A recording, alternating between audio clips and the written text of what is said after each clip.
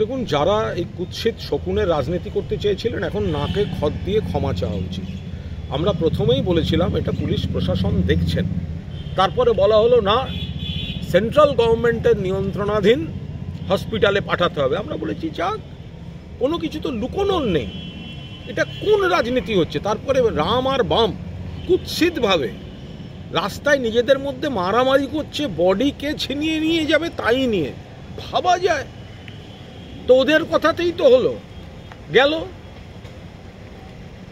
Kalyani AIIMS, তারপরে এখন এসছে সুইসাইডই করেছেন, মৃত্যু দুর্ভাগ্যজনক। তো তাহলে যারা বলছিল ধর্ষণ, খুন ইত্যাদি, প্রকাশ্যে ক্ষমা চাক, নাকে খত দিয়ে ক্ষমা চাক।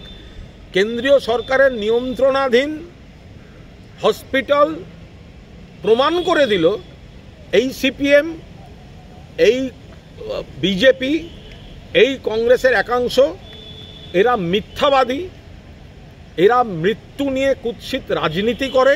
এদের উচিত অবিলম্বে প্রকাশ্যে বিবৃতি দিয়ে ক্ষমা চাওয়া।